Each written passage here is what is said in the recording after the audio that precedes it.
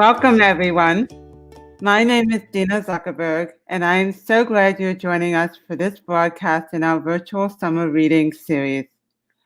Whether you're watching us on Facebook or YouTube, you can use the live chat to say hi and let us know where you are joining us from. Tonight's book teaches us how to respond to bullying and how to be kind. Please share with us in the live chat, why does it take courage to be kind? I think it takes courage to be kind because we can all use a little kindness in our lives, especially now. I can't wait to hear what you think, so let me know in the live chat, why does it take courage to be kind? Again, if you're joining us, let us know where you're joining us from and say hi. One note is that this broadcast is live and public, as are your comments. We love hearing from you and may display your questions and comments during the broadcast, so send them in. Welcome again to those who just tuned in. Tonight, we are giving away 2 signed copies of The Courage to Be Kind to 2 lucky viewers.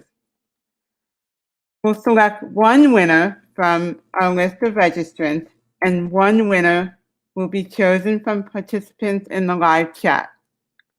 So be sure to sign in on Facebook or to use your Google account on YouTube and let us know you're here. The winners will be announced at the end of the broadcast, so be sure to stick around and find out if you've won. My name is Gina Zuckerberg, and I am the Director of Family Programs at MyFace. If you're just joining us, let us know where you're joining us from and say hi. For 70 years, MyFace has been dedicated to changing the faces and transforming the lives of children and adults with facial differences by providing access to holistic, comprehensive care, education, resources, and support that paves the way for better outcomes. MyFace aims to provide individuals and families with the care, tools, and information they need to successfully navigate their journey and let them know they are never alone. Before I bring on tonight's special guest, I want to say that this is our last read aloud, but you can watch all the past ones at myface.org/summer series. Unfortunately, I dealt with teasing and bullying myself growing up. Kids would say mean things and they would exclude me. If only books like this existed when I was a child. We need to spread kindness like confetti. And if you do acts of kindness for others, not only does the other person feel good, but you feel good too. Now to introduce our guest author. Rena Rosen is the proud inclusion coordinator for JCC Chicago. She has also been a preschool teacher with the JCC for the last 13 years. She is the co-author of The Courage to Be Kind, and in her spare time, she does everything she can to make her corner of the world a bit kinder, more accessible, and more inclusive.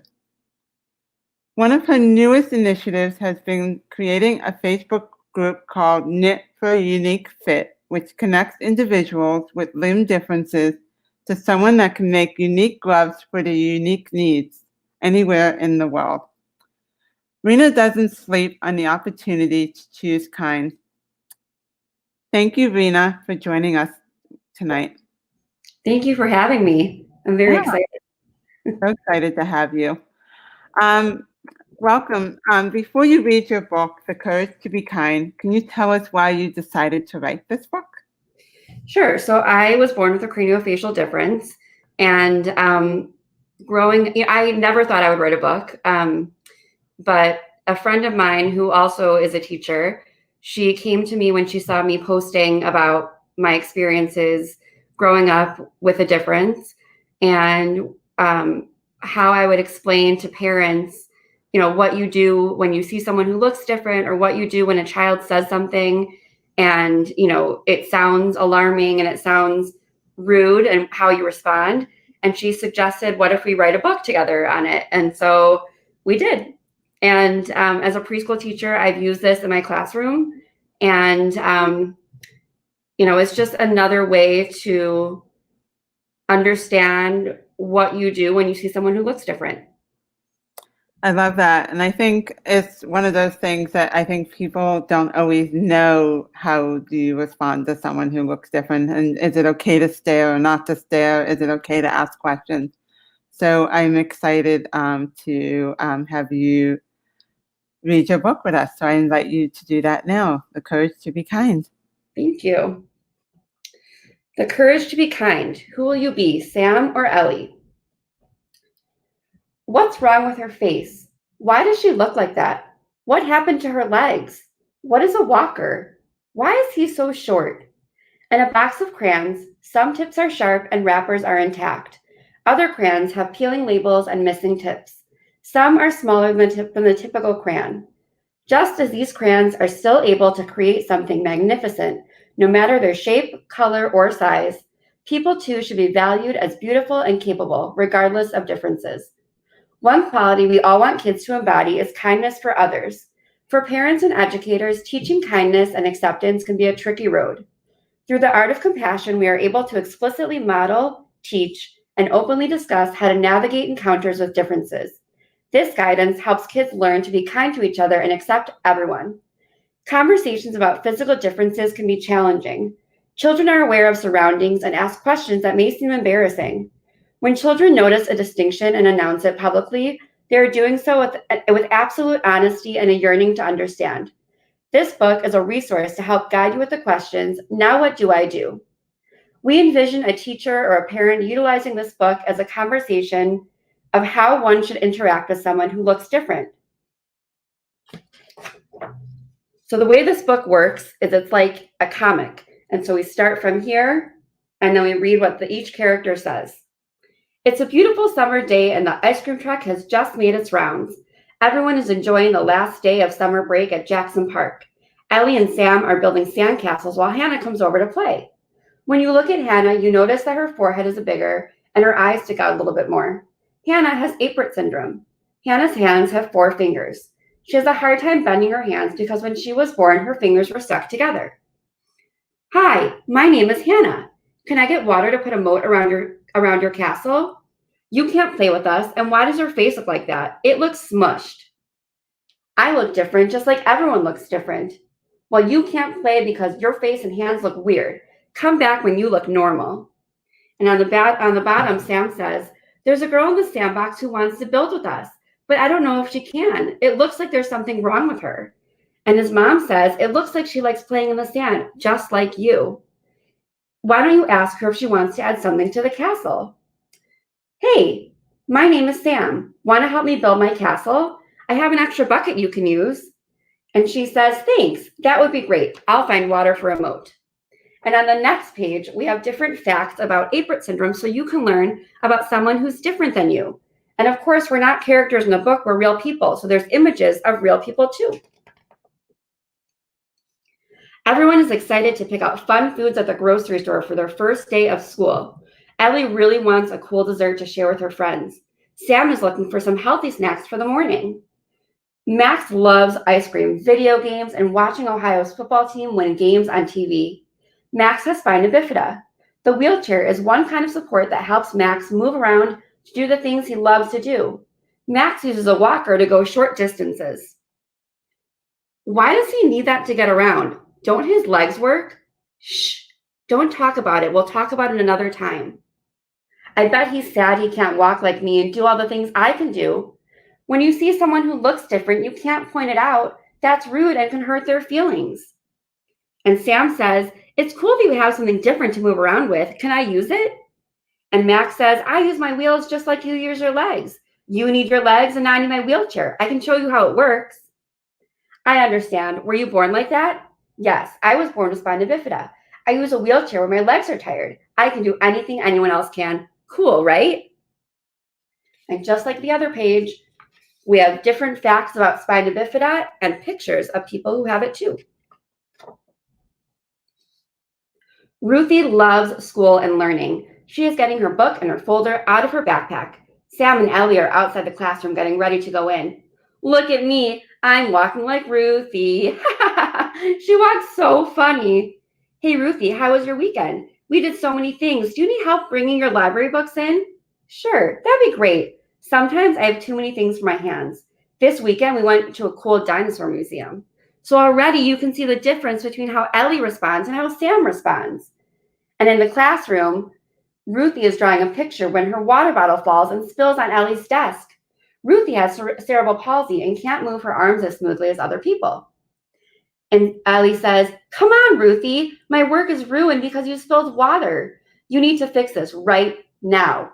If you had 2 arms that worked, this wouldn't have happened." And Ruthie says, "I will clean up because it spilled. Remember though, everyone makes mistakes." Sam says, "That's okay, Ruthie. Everyone spills. I spilled milk and cereal all over at breakfast." Thanks, Sam. I feel better. You're a good friend.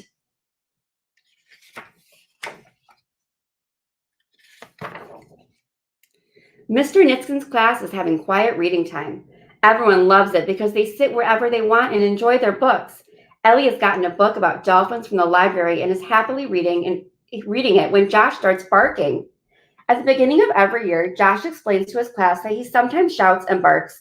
He can't stop it because he has Tourette syndrome. It's kind of like yawning or hiccuping. Knock it off. I'm trying to read my book. Your noises are so annoying. You do it all the time. You knock it off. I'm also trying to read. Worry about yourself. It's so hard to concentrate. Can't you just be quiet like everyone else? When you have Tourette syndrome, you can't help making noises. If I could stop, believe me, I would. I make sounds just like your eyes blink. I have no control. And on the bottom, Sam is just reading his book. And he says, "Whoa, check out this cool picture of outer space."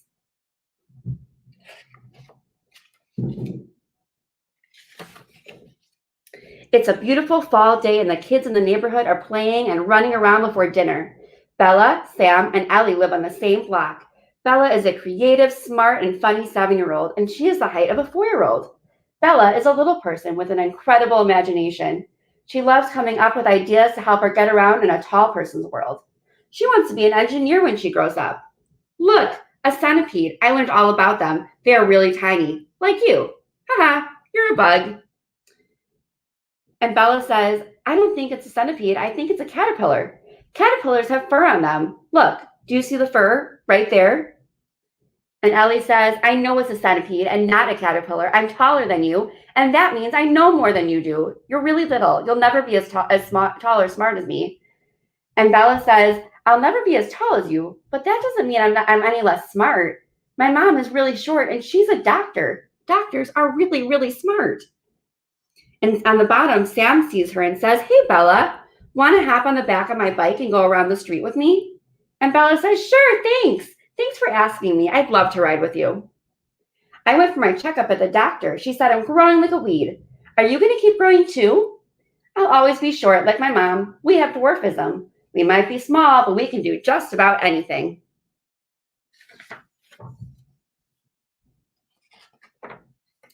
The blue and the red teams are in the soccer championships. Everyone is hustling around the field, dribbling, passing, and kicking.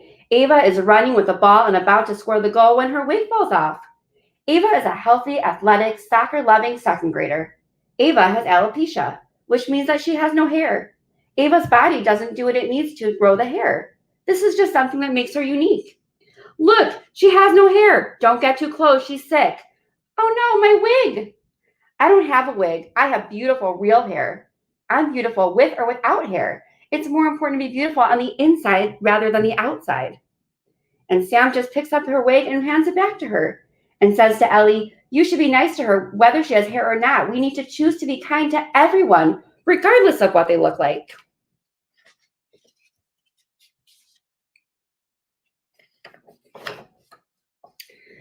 The kids in art class are painting creative pictures. Paul puts shiny red paint on his picture of a wagon. Ellie asks for the paint and some spills on Paul's arm. "Hey, be careful, I'm not a picture." "What's the big deal? It looks like you have paint all over your face already." "That's a birthmark. I was born this way. I like the way I look. I wouldn't change it." Look, Ellie, you have freckles on your face. You were born that way, just like Paul was born with a birthmark, just like Hannah, Max, Ruthie, Josh, Bella, and Ava are all unique. Everyone has feelings, and we should always choose to be kind and accept everyone for who they are. The end. Thank you so much for listening to the book. I can't wait to hear the questions and answer them, and I hope you enjoyed. Thank you, Rena, for sharing with us your story and teaching us how to respond when we see someone who looks different from us. I think that's an important lesson. I just want to remind our viewers to let us know, what did you think? Let us know what you loved most about this book in the comments. And if you haven't already, submit your questions now and we'll share them on the air. So I have a question. Since we asked the question earlier to our audience, why do you think it takes courage to be kind? Well, I think sometimes when you are in a group and someone's not being kind, the easier way to go is to jump on the bandwagon and follow what other people are doing. And it takes courage to step away from that and be kind when other people aren't. And I think that is why it takes courage to be kind. It's easy to be kind, but it takes courage to be kind when everyone else isn't being kind. So true. It reminds me, I always say, to be an upstander, to be an active upstander, not a passive bystander. Because I think one of the things that I've heard kids say is they want to stand up to someone, but they worry that that if they stand up for someone, the kids may turn on them for standing up for someone and being kind when others are not. And so what do you say to that child who is worried about that? I would say that it is always better to be kind, and it is always better to be an includer. And there is no harm in being kind. It can be daunting, but there's no harm in being kind. And it'll turn out better than you expected. I think that's really true. I think it's hard, and I think it can be hard, but I think in the end, it's rewarding, and I think it's one of the things that you'll always remember, that you did that. You stood up for somebody. Mm-hmm. So were you bullied as a child? Did kids stare at you? Were you excluded? And how did you respond? So the times that I felt, I wouldn't say I was bullied, but the times that I felt like an outsider was in public, when I'd be trying to do something that was like a normal thing to do, like go shopping or go to a park or go to a store, and kids who didn't know me would stare and point. And usually their parents were around, but their parents didn't do anything. And that feeling, to me, is far more harmful than physical bullying. I mean, physical bullying is very bad, very, very bad. But being pointed at and being stared at sticks with you for a long, long time. And I still remember, some of the situations that happened, 20 something years ago. And I can remember exactly where it happened and what happened, who I was with, where I was standing. And in those situations, I was always taught by my family and my mom to smile and wave. And so I would always smile and say hello and wave and hope that deflected from whatever they were thinking, whether it was like, what's on her face, or why does she look like that? Or they just didn't understand. Yeah, I think, because I've thought a lot about this, I think for me, it was the exclusion and sort of the everyday. It was more subtle. It wasn't so much outright bullying that got to me. I think it was all the more subtle. It was the sitting alone on the school bus or in the lunchroom. It was somebody not wanting to hold my hand because I had, quote unquote, cooties. I think those are the things, and so true. It's like those are the things that stay with me even today. And I think it's funny. I'm not sure that the person who does that remembers it the way that I remember, or that maybe you remember. Like I remember those moments, and I think they impact us in ways that I'm not sure the person who's doing it even really thinks about. So, Yeah. can you share with us? I know you mentioned earlier, but can you share with us a little bit more about your difference? Sure. So I was born with a cleft lip and a cleft palate and craniosynostosis.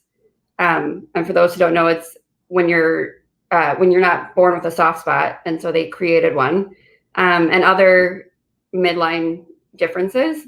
But they didn't have a syndrome term for it when I was born, and so they just said that everything was kind of like not related, but not had nothing to do with each other. And then like 6 years ago, I did my own like Google search on everything that I was born with, and it came up with a syndrome name. And I typed it into Facebook and found out there were other people that looked like me that I never knew before, which was really awesome and opened up, my entire world to a community I was missing out on for 27 years. Yeah, I think it's so important to find that community. I know that one of the things I think about is that, no, I think we're all on this journey, and to be able to find somebody else who can understand that journey, I think is really important to knowing that you're not alone in that journey. So, what would you say to kids and adults who look different and are trying to embrace it? What advice would you give them? I mean, everyone's different in some way. Everyone has, uniqueness. And one of the things that I hold as like a badge of courage is like, I'm different and I was born different just like everyone else, but I also have scars to prove it. And so I think that, really celebrating the fact that you went through something really traumatic and you are an amazing person. And if people don't like that, that's their loss, not yours, is really empowering. And that's hard. It takes a lot of growing up and finding out, finding yourself and growing. But part of it's finding your community. Yeah, it's great advice. I think it's taken me a lot of years, and I think to get to that point. But I think I only wish I had that wisdom and that sort of advice when I was younger and growing up. So I think it's really good. What did you learn when writing? What did you learn when writing The Courage to Be Kind? I learned to think differently about disabilities and how we were describing them and talking about being inclusive, because we really wanted to portray disability in a positive light, but also be real about it, and give real explanations. So we weren't sugarcoating it for kids. We wanted kids to understand that disability is totally okay. It's a normal, part of being, a person, a human. And so that was probably one of the most challenging parts. The other part is just writing a book. I mean, that's just challenging, Mm-hmm. So what advice do you have for an aspiring writer who may want to share their story? To do it. I think, having that out in the world and having something that you are so passionate about out there and having other people benefit from it is so empowering. So do you believe kindness and inclusivity should be taught in every classroom, and why? Absolutely. kids are natural includers and they're naturally kind, and they learn not to be that way. And so if we continue to teach that and model it for them, it hopefully will continue, and they won't lose that at some point, because at some point kids become mean, and mean kids become mean adults. And so, if kids are naturally kind and natural includers, we need to continue teaching that in school so they can continue on that path and be role models and ambassadors for other people. Absolutely. And I think congratulations are in order because I think you just started a new position, right? I did. What are you doing now?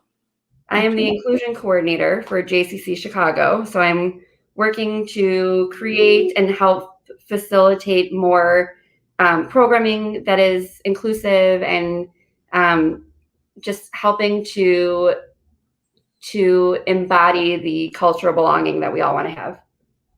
So important. So congratulations on that. Thank you. So I know you were a teacher for the last 13 years, correct? Mm-hmm. And I'm sure they learned a lot from you, but I'm curious to know what your students have taught you.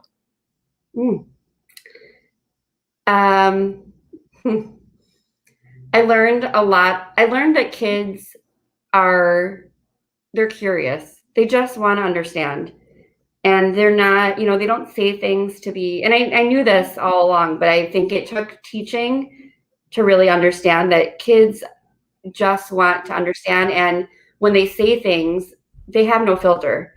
They're saying things that they, observe and they feel, and it's not wrong. And when we tell them, when we shut it down, we're telling them that whatever they're feeling and whatever they're, observing is wrong and shouldn't be around. And I had a couple of interactions with kids over the years where it kind of took me back, because I thought that someone was going to notice my scar and say something, and one kid came up really close and pointed to my scar and said, "What is that?" And I explained that I think at the time I was early in my vocabulary and how I felt comfortable sharing stuff. And so I said, "Oh, it's a boo-boo." And she was like, "Oh, okay." And she walked away, and I was like, "Okay, that's over." And then recently, in the last 2 years, a kid that I had in one of my classrooms said, "I love your face." And I was like, "You have no idea how important that is." And I hope one day you do, but just the things that kids say, they're so open and honest. And if we channel that in the right direction, it's really, really good. Yeah. Sometimes I think it's so important to educate kids when they're young, because they're naturally curious. And I think sometimes they ask because they're fearful when they don't understand something. And so to sort of get them over that hump to the point where, oh, you just have a hearing loss, you wear a hearing aid, I get it, okay, and then they sort of move on. Mm-hmm. And then I think sometimes I think we need to educate the adults more than the children, because I think they're naturally curious. Mm-hmm. And sometimes I think it's so important for adults to do the right thing, because kids model the behaviors of adults. And so I think it's really important. So I wanted you to share about one of your initiatives that I love, which is Knit for Unique Fit. Can you talk a little bit about that? I think it's a great thing that you're doing. So this past October, I was on Facebook, and a friend of mine who has a daughter with Apert syndrome, she had put out a request that her daughter was looking for a pair of gloves to fit her hands. And one of the characteristics in many children and adults with Apert syndrome is that their hands are fused together at birth. And so she, instead of having 5 fingers on each hand, she has 4. And I don't know how to knit, but I know how to connect people. And so I asked her if I could share that post. And I got a great response. And so I started a Facebook group called Knit for a Unique Fit. And we connect people all over the globe who have limb differences and unique, hand structures with people all over the world who knit and crochet. And they submit, the person who's requesting gloves submits hand tracings and measurements. And the person who's knitting creates gloves for them. And we've had socks made for, unique limb differences, and hats for different head structures. And it's been really amazing. I love that so much. How many have you done so far? Do you know? I think we have 80 Wow. pairs that have been, I think there's been 40 sent out and 80 requests. And we have 1,500 people, I think. I don't even know anymore, on the group. Love it. I just want to say, because I've been following you for a while, I think you're really amazing at all that you are doing. I thought I had a lot of energy, but you have, I think you probably surpassed me on that. So bravo for that.